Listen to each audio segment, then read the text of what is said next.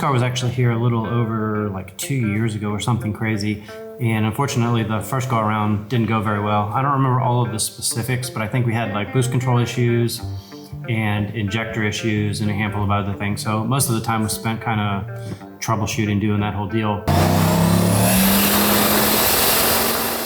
Hopefully this go around, everything's gonna be kind of good to go and we can actually do some tuning. And the kind of the goals, so this is just a full-blown like street car.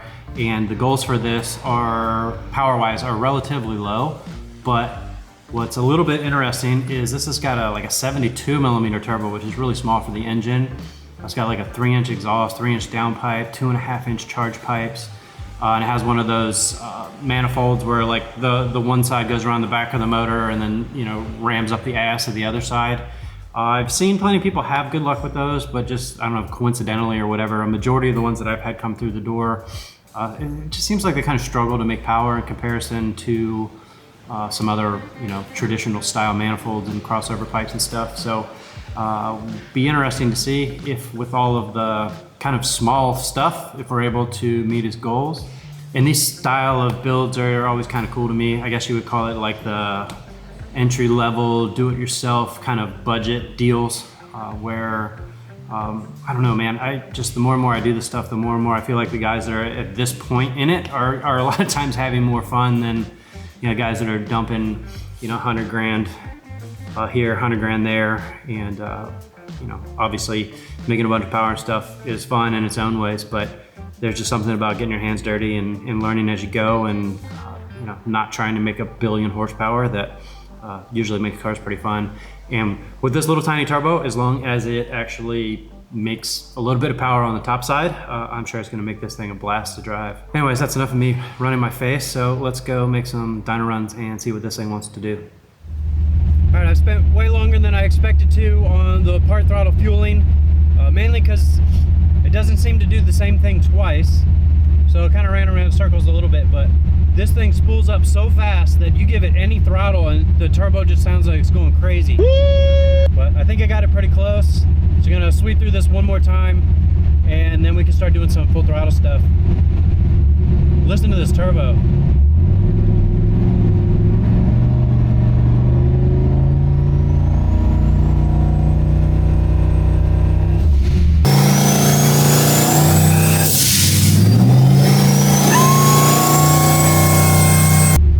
Probably a blast to drive just because of that. I was probably like 10% throttle or something. It's crazy. I'm not sure why the fuel curve on this thing wants to be so weird. It's like it wants a bunch of fuel at light load and then a normal amount of fuel at higher load, but then it wants no fuel in between the two. I'm just gonna have to keep playing with that and see if I can make some sort of a transition that doesn't look stupid.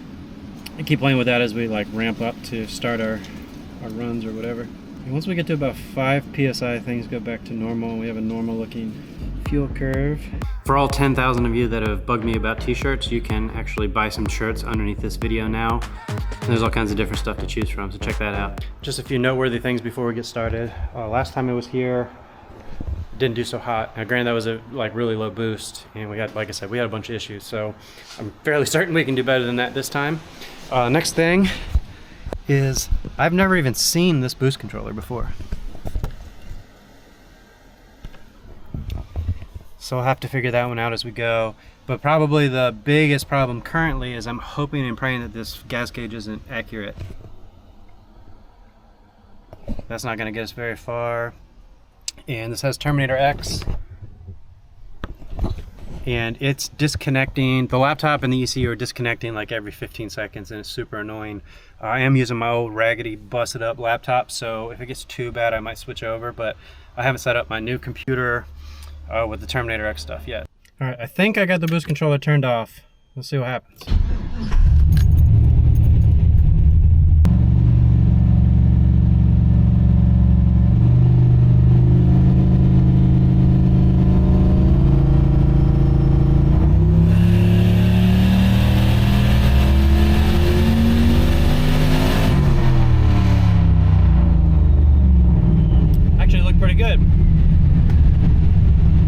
353, so we've beat our power from last time. They ain't believing us. How much boost that was is going to determine how I feel about the rest of the day. I yanked a handful of degrees of timing out of this before we started too. It kept connection the whole run. It dropped connection before we started the run though. Oh yeah, that was 2.5 pounds of boost. Turn it up! So we're gonna go ahead and turn the boost controller on and figure out how to do it. I've never used this boost controller before, so I'm gonna do what any normal person would do and just start pushing buttons and hope for the best. Wastegate duty looks like us, so we'll start at 20%, see what happens. I'm gonna add a little bit of fuel before we make the next run. 20% didn't do anything. The fueling's spot on now.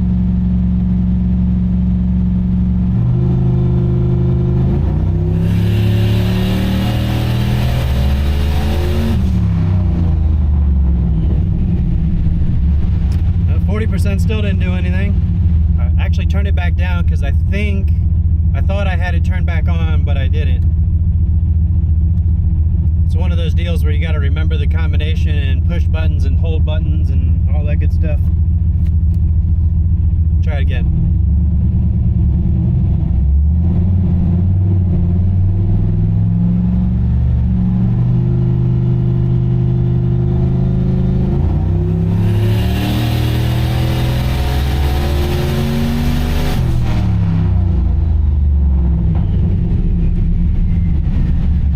That was 20% on the controller. The boost went up a little bit. 406, so we're getting somewhere. This thing does not have the prettiest fuel table I've ever seen, but fuel corrections are all right on the money. All right, let me pull this up and we'll see what happens. All right, that's not super promising. That was 8 PSI. So to go from 2 PSI to 8 PSI and pick up 50 horsepower isn't that great. But we are up into the point where I pulled a bunch of timing out. I'd imagine we're going to pick up a decent chunk of power on this one. So let's start with a couple degrees and see what happens. Hopefully it's not on fire. Everything looks good. I think it's just the header wrap stinking real bad. All right, same boost, more timing.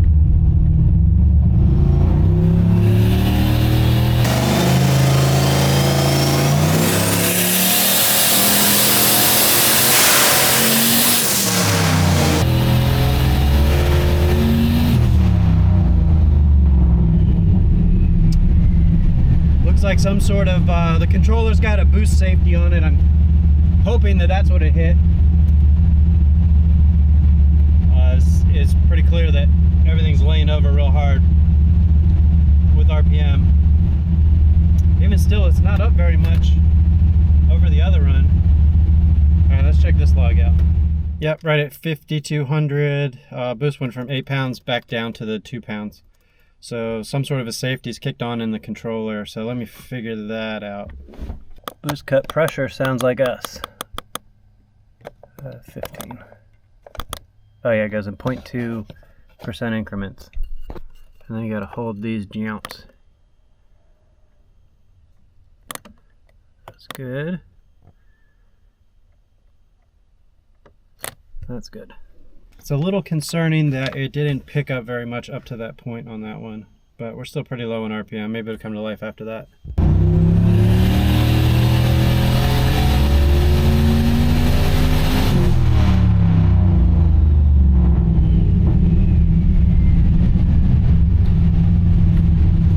Put one more degree in it just because I know we got plenty of room. Held boost. The power curve is just perfectly flat all the way across. It makes a truckload of torque because it flashes a converter, but that run was 425. So before we go up on more timing, we're probably going to turn the boost up a little bit. Here, let me show you the graph so far.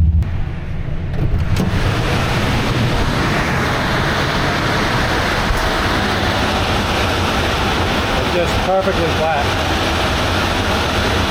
And here you can see our timing change is about 20 horsepower basically everywhere, but the boost is still real low. We're going to turn the boost up a little bit more.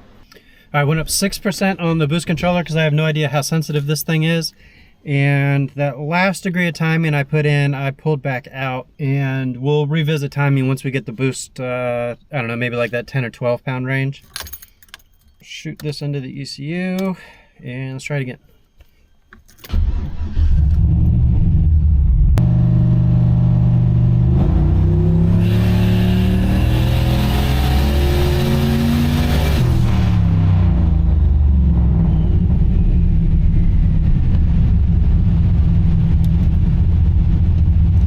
Guess 6% wasn't enough to do anything.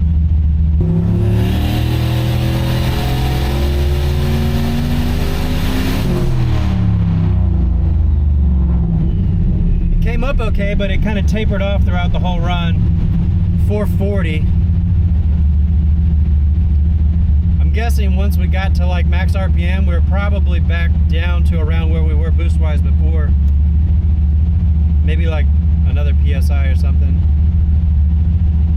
You know, it peaked at 10, which is about what I was shooting for, and dropped back down to 9. So I'm gonna try and get this thing to about 12 PSI before we start moving some more numbers around. Fueling was spot on throughout the whole run though, so that's good. Starting to think that this fuel gauge is accurate. It's going down what seems to be the appropriate amount.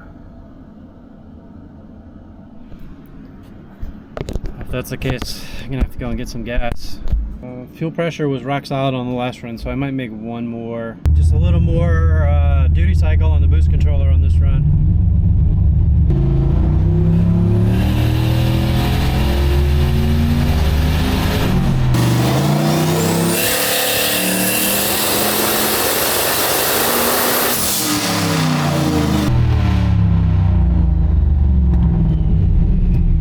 .61, getting there. The goal is 500. Still only about 10 PSI on that one, and VE is starting to roll over. From an efficiency standpoint, it doesn't seem like this thing is very happy, but then again, I guess kind of what I was expecting. We'll throw some more duty cycle at it and see if we can get it to, like I said, just kind of shooting for like 12 pounds at least. That'd be nice. And I'm going to tweak the VE table just a little bit. Turned out to be a halfway decent day. It was raining and snowing on my way here this morning. So I sped the ramp up on the dyno a little bit, just because this thing's, I don't know, once they start, I guess we're not even quite there yet for me to say this, but it's not, you know, gaining hundreds of horsepower at a time. So just to make sure everything stays happy, sped that up a little bit, and smoothed the fueling out quite a bit. I've been going in like 5 or 10% increments on the boost control, and it hasn't really done much, so went up a little more aggressively this time. But so far it's running good, starts good, idle's good.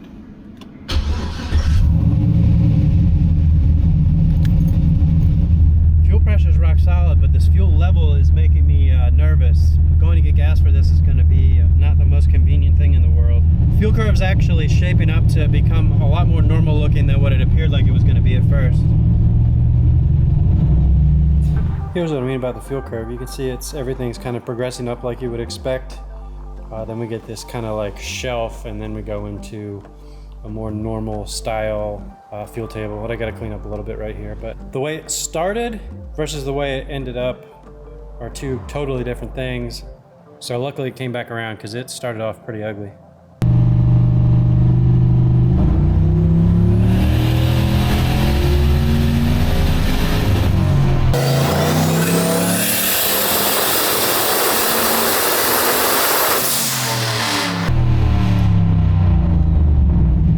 It's almost like it's just not going to make more than 10 pounds of boost. 471, we probably need like 2 pounds of boost to do what we need to do. Let me just make sure that the boost controller actually accepted the changes that we made. Yeah, it did.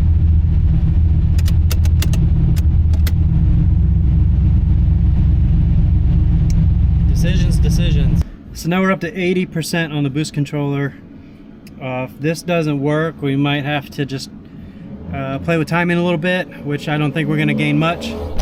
And unfortunately, it might just be one of those ones where we don't make what the goal is, and If he wants more power, he's gonna have to swap out some parts.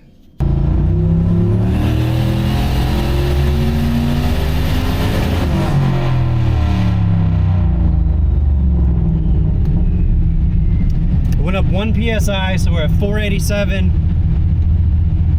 Now we're close enough that I'm gonna take this personally. If we can't hit 500, and 500.00 would be okay with me. So I'm just gonna pull a plug or two now, make sure there's no excitement going on. This thing's so soft, it shouldn't have any problems, but you never know, so take a look real quick. Spark plugs all look like you could throw another 5 or 6 degrees of timing at this, but kind of depending on what you're working on, a lot of times if you just try to tune to what is the appropriate looking spark plugs, you would have already like shot the head gaskets into outer space.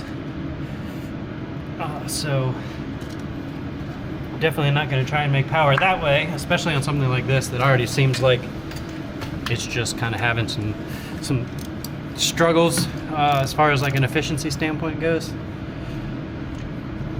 So we'll pull a couple more out, make sure we're good. This engine bay has a lot of room in it.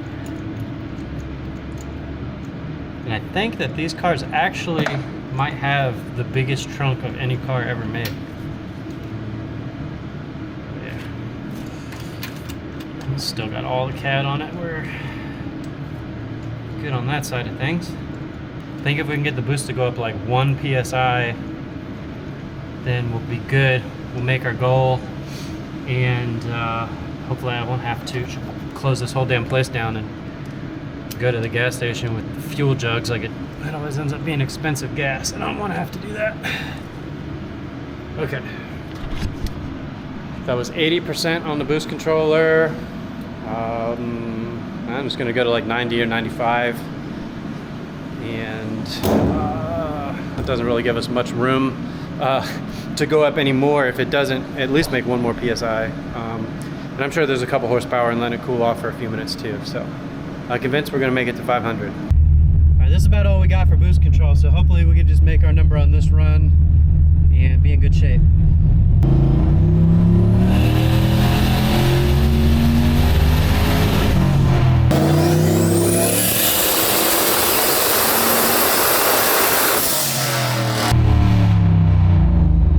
Boost didn't go up any. That's disappointing. 488, literally need 1 pound of boost. So looking through the log, I actually set up the target air fuel ratio pretty rich once we got above a certain boost level, or so I thought, and I actually grabbed 1 row lower than I thought, so our target air fuel ratio is actually a good bit richer than I think we need to be at this boost level. So clearly the boost isn't going to go up anymore. So on this run I'm going to try to lean it out, and then if that doesn't do anything, then we'll try like maybe like 1 degree of timing, and if that doesn't do anything, then we're just gonna cut our losses and say it is what it is. But I was a little aggressive on how much fuel I added there, so if this doesn't pick up a few horsepower with this swing in air fuel ratio, then I borderline don't think it matters what air fuel ratio you use anymore. This one will be an interesting test, and if it actually does anything, then we'll talk about what it was and what it is now.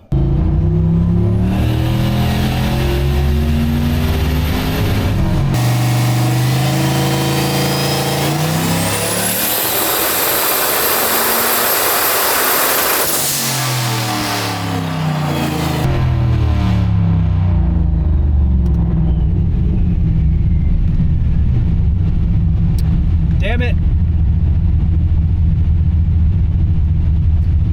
Well, that's just messed up. 496. And all things considered, I would have expected there to be a much bigger difference in power. So that was going from like 11.1 to 11.5, and it did next to nothing. The boost is still so low, we might be able to lean it out just a touch. So now I gotta decide if I want to lean it out a little bit more or put a little bit of timing in it. Let me look at some crap and figure that out. So I was wrong a little bit. That was 1160 target, not 1150. And where are we at timing wise? The boost rolls over the whole run, which makes certain things a little bit tricky. Oh geez, yeah, we got think I could like confidently put another 4 or 5 degrees in this. Kind of the main focus, you know, especially last time, more so than trying to make power, was trying to make sure that it stays together. So I'm trying to be a little conservative on the timing side of things. But yeah, we're gonna try some timing on this run, and I might play with the shape of the timing curve a little bit. And this has to make 500, right? I'd be a lot less hesitant to put timing in this if it didn't feel like all of the turbo components were kind of like restrictive in one way or another. This turbo setup just straight up would not work if this was a 4-cylinder car like a Honda. But a lot of this LS stuff just doesn't really seem to care what you do. As long as the exhaust is bolted to the turbo, it just works. All right, come on, work with me here.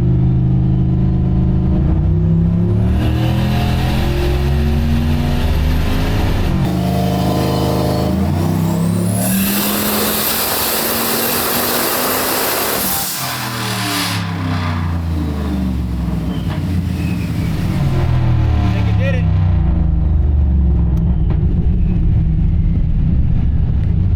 .509.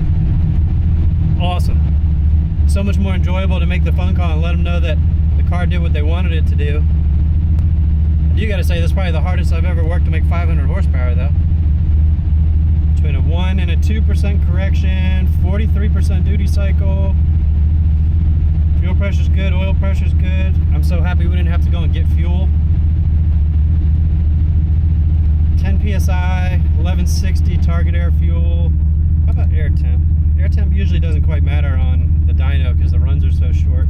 Oh yeah, it only got up to like 85 degrees. Voltage is good. Coolant temperature's good. Nothing in the coolant overflow tank.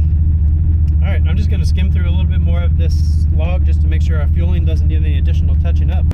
So red was a little too fat, not enough timing. Blue was leaning it out just a little bit. And then yellow is leaned out with a little bit more timing. So in the grand scheme of things, there isn't really that much of a difference. All things considered, that went pretty well. The thing's running great in every aspect that I can tell. It's, I don't know, it's a little too late in the day to get this off of the dyno and take it down the street or whatever, but I'll probably drive around a little bit, make sure everything is good to go.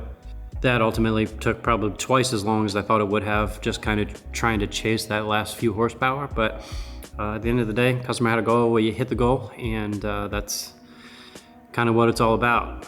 I think moving forward, if you wanted to make more power, if it was me, I'd kind of replace all of that restrictive stuff rather than trying one thing and seeing kind of what you're up against, especially since this car came from Pennsylvania, I think. So it's not like he's just right down the street if you wanted to come back. But that's gonna do it for this video. As always, I appreciate you watching, and I'll see you next time.